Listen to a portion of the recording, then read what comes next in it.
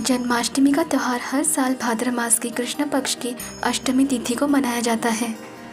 इसकी वजह यह है कि भगवान श्री कृष्ण का जन्म मध्य रात्रि में मथुरा के कंस कारागार में वृष लग्न और रोहिणी नक्षत्र में हुआ था।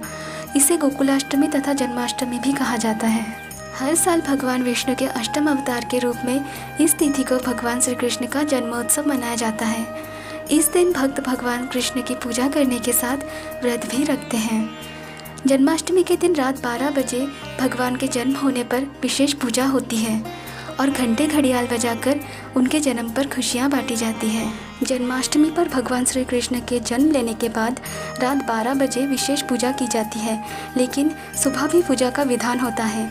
ये पूजा कैसे करें और किन मंत्रों से व्रत उठाना चाहिए, आइए जानते हैं। जन्माष्टमी का व्रत और पूजा करने के लिए एक रात पहले से ही सात्विक भोजन लेने और ब्रह्मचर्य का पालन करने का विधान है। जन्माष्टमी के दिन सुबह स्नान करने के बाद सूर्य, सोम, यम, काल, संधि, भूत, पवन, दिक्पति, भूमि, आकाश, खेचर, अमर और ब्रह्मादि को प्रणाम करें। इसके बाद पूर्व या उत्तर की ओर मुख कर बैठ जाएं। अब आप पूजा और व्रत का संकल्प लें। इसके लिए हाथ में जल, फल, कुश और गंध लें और निम्न मंत्र का जाप करें। मम खिल पाप प्रशमन पूर्वक सर्वाभीष्ट सिद्धये श्री कृष्ण जन्माष्टमी व्रतमहम करिष्ये। सुबह की पूजा के बाद दोपहर में माता देवकी की पूजा करें। इसके लिए दोपहर में स्नान के जल में काले तिल मिला लें। इसके बाद माता देवकी के लिए सूती का गृह बनाएं। इसके बाद वहीं पर भगवान श्री कृष्ण की तस्वीर या मूर्ति को रखें। यदि बाल रूप में कृष्ण हो या देवी बाल गोपाल को अपनी गोद में लिए हुए मुद्रा में हो तो वो बहुत ही उत्तम माना जाता है। साथ में वहीं पर ही देवी लक्ष्मी को भी स्थापित करें। अब रात्रि में पूजा के लिए भगवान के सामने सारी पूजा की थाल सजाकर रख दें। भगवान श्री कृष्ण के जन्म से कुछ पूर्व पूजा की प्रक्रिया शुरू कर दें। धूप, दीप, नैवेद्य, पुष्प, अक्षत, चंदन, रोली आदि सारी पूजन सामग्री से प्रभु की पूजा करें।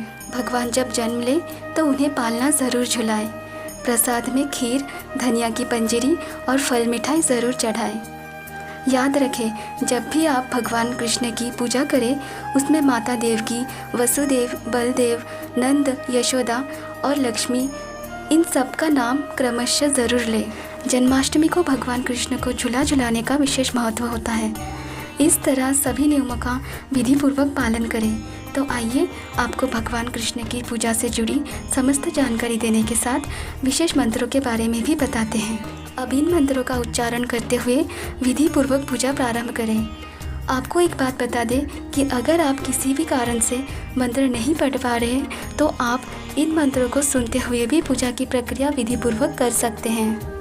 अब आप पूजा करते समय सबसे पहले भगवान की मूर्ति या तस्वीर के सामने हाथ में जल लेकर बोले शुद्धि मंत्र। ओम अपवित्रः पवित्रो वा सर्वावस्थां गतो अपि वा यः स्मरेत पुंडरीकाक्षं स बाह्य भयंतरः शुचिः। अब जल को स्वयं पर और पूजन सामग्री पर छींटे लगाकर पवित्र करें। हाथ में फूल लेकर कृष्ण का ध्यान करें। वसुदेव सुतं देव कंस चाणूरमर्दनम देवकी परमानंदम कृष्णम वंदे जगत्ररूम। अर्थात हे वसुदेव के पुत्र, कंस और चाणूर का अंत करने वाले, देवकी को आनंदित करने वाले और जगत में पूजनीय आपको नमस्कार है। जन्माष्टमी पूजन संकल्प मंत्र। यथोपलब्ध पूजन सामग्री भी कार्य सिद्धार्थम कलशाधिष्ठित देवता सहित श्री जन्माष्टमी पूजनम महम करिष्ये। हाथ में जल, अक्षत, फूल या केवल जल लेकर भी ये संकल्प मंत्र बोले, क्योंकि बिना संकल्प लिए पूजन का फल नहीं मिलता है।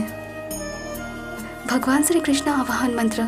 जिन्होंने भगवान की मूर्ति बिठाई है उन्हें सबसे पहले हाथ में तिल, जौ लेकर मूर्ति में भगवान का आवाहन करना चाहिए। आवाहन मंत्र। अनादिमाद्यम पुरुषोत्तमोत्तमम श्री कृष्ण चंद्रम निज भक्त वत्सलम स्वयं त्वां संखांड्य प्रतिम परात्परम राधापतिम त्वां शरणम प्रजाम्यहम। तिल जौ को भगवान की प्रतिमा पर अर्पित करें। आसन मंत्र। अर्घा में जल लेकर बोले, रम्यम सुशोभनम दिव्यम सर्वा सौख्यकरम शुभम आसनम च मया दत्तम गृहान परमेश्वर। अब जल छोड़े, भगवान का अर्घ्य दे। अर्घा में जल लेकर बोले, अर्घ्यम गृहान देवेश गंध पुष्पाक्षतेः सह करुणाम करु में देव गृहानार्घ्यम नमस्तुते। अब जल छोड़े, आचमन मंत्र। अर्घा में जल और गंध मिलाकर बोले, सर्वतीर्थ समायुक्तम सुगंधम निर्मल जलम आचमयत्ताम मया दत्तम गृहत्वा परमेश्वर। अब जल छोड़े, स्नान मंत्र। अर्घा में जल लेकर बोले, गंगा सरस्वती रेवा पयोष्णी नर्मदा जले स्नापितोऽसि मया देव तथा शांति कुरुष्व में। अब जल छोड़े, पंचामृत स्नान। अर्घा में गंगा जल, दूध, दही, घी, शहद मिलाकर भगवान श्री कृष्ण को ये मंत्र बोलते हुए पंचामृत स्नान कराए। पंचामृतम मया अनितम पयोदधि घृतम मधु शर्कराच्च समायुक्तम स्नानार्थम प्रतिगृहात्तम। भगवान को स्नान कराए। फिर से एक बार अर्घा में जल लेकर भगवान को फिर से एक बार शुद्धि स्नान कराएं। भगवान श्री कृष्ण को वस्त्र अर्पित करने का मंत्र। हाथ में पीले वस्त्र लेकर ये मंत्र बोले, शीत वातोष्ण संत्राणम लज्जया रक्षणम परम देहाल अंगकरणम वस्त्रमतः शांतिम प्रयोच्छ में। भगवान को वस्त्र अर्पित करें। यज्ञ पवित्र अर्पित करने का मंत्र। यज्ञ पवित्रम परम पवित्रम प्रजापते यत् सहजम पुरुस्तात् आयुष्मयज्ञम प्रतिमुंज शुभ्रम यज्ञ पवित्रम बलमस्तु तेजः। इस मंत्र को बोलकर भगवान को यज्ञोपवीत अर्पित करें। चंदन लगाने का मंत्र। फूल में चंदन लगाकर मंत्र बोले, श्रीखंड चंदनम दिव्यम गंधाढ्यम सुमनोहरम विलेपनम सूरश्रेष्ठ चंदनम प्रतिगृहात्तम। भगवान श्री कृष्ण को चंदन लगाए, भगवान को फूल चढ़ाए और ये मंत्र बोले, माल्यादिनी सुगंधिनी माल्याद्यदिनी वे प्रभो मया आरुत्तानि पुष्पाणि पूज्यार्थम प्रतिगृहात्तम। भगवान को फूल अर्पित करने के बाद माला पहनाए, भगवान को दुर्वा चढ़ाए। हाथ में दुर्वा लेकर मंत्र बोले, दुर्वाम कुरान सुहरिता नम्रतान मंगल प्रदान अनिताम स्तव पूज्यार्थम गृहान परमेश्वर। भगवान को नैवेद्य भेंट करें और मंत्र बोले, इदम नाना विधि नैवेद्यानि ओम नमो भगवते वासुदेवम देवकी सूतम समर्पयामि। भगवान को आचमन कराए, मंत्र बोले, इदम आचमनम ओम नमो भगवते वासुदेवम देवकी सूतम समर्पयामि। इसके बाद भगवान को पान सुपारी अर्पित करके प्रदक्षिणा करें और ये मंत्र बोले, यानी कानि च पापानि जन्मांतर कृतानि च तानि सर्वाणि नश्यन्तु प्रदक्षिण पदे पदे। इसके बाद व्रत के अंत में मध्य रात्रि को जन्माष्टमी व्रत कथा और भगवान श्री कृष्ण की जन्म की कथा सुनी जाती है। तो आइए अब सुनते हैं भगवान श्री कृष्ण की जन्म कथा। श्री कृष्ण जन्म कथा। स्कंद पुराण के मुताबिक द्वापर युग की बात है। तब मथुरा में उग्रसेन नामक एक प्रतापी राजा हुए, लेकिन स्वभाव से सीधे होने के कारण उनके पुत्र कंस ने ही उनका राज्य हड़प कर उन्हें कारागार में बंद कर दिया और स्वयं मथुरा का राजा बन बैठा। कंस की एक बहन थी जिनका नाम था देवकी। कंस उनसे बहुत स्नेह करता था। देवकी का विवाह वसुदेव नामक यदुवंशी सरदार से तय हुआ। विवाह संपन्न होने के बाद कंस स्वयं ही रथ हाँकते हुए अपनी बहन को ससुराल विदा करने के लिए रवाना हुआ। जब वो बहन को ससुराल छोड़ने के लिए जा रहा था कि तभी एक आकाशवाणी हुई, हे कंस, जिस देवकी को तू बड़े प्रेम से विदा करने जा रहा है उसी देवकी का 8वां पुत्र तेरा संहार करेगा। ये सुनकर कंस क्रोधित हो उठा और अपनी बहन के बाल पकड़कर उसे खींचते हुए रथ से नीचे उतार दिया।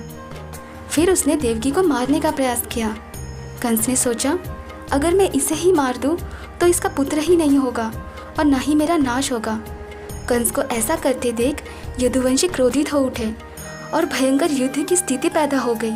हालांकि वसुदेव युद्ध नहीं चाहते थे।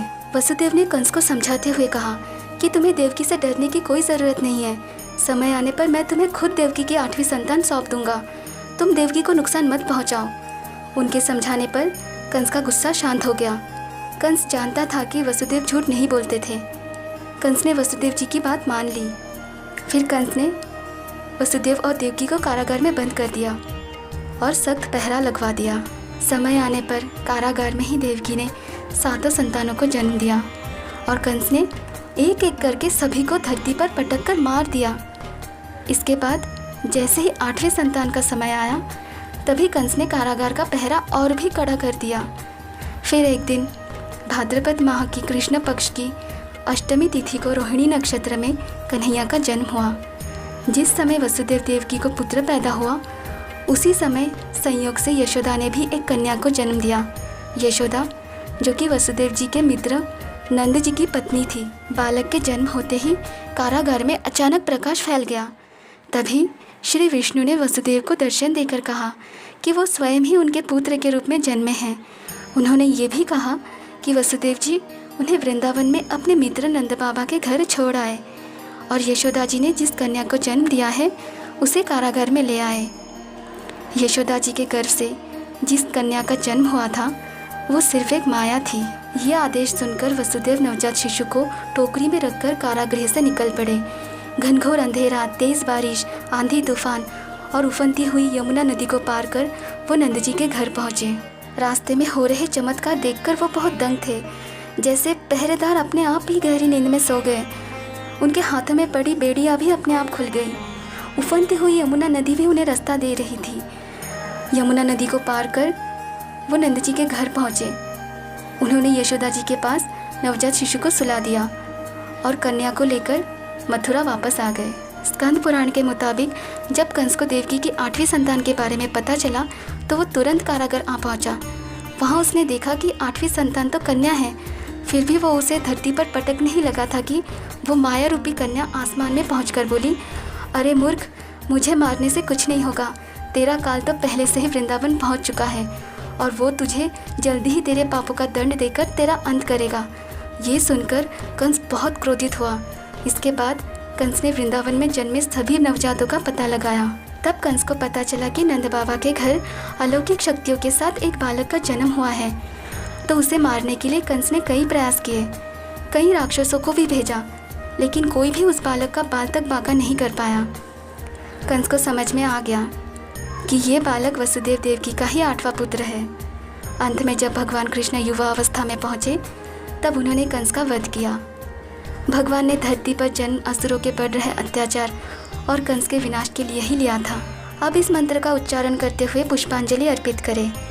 प्रणमे देव जननी त्वा जातस्तु वामनः वसुदेवात् तथा कृष्ण नमस्तुभ्यं नमो नमः सुपुत्राख्यं प्रदत्तं मे गृहाणे मम नमस्तुते। अंत में प्रसाद वितरण करें और भजन कीर्तन करते हुए रात्रि जागरण करें। जय श्री कृष्णा। राधे राधे।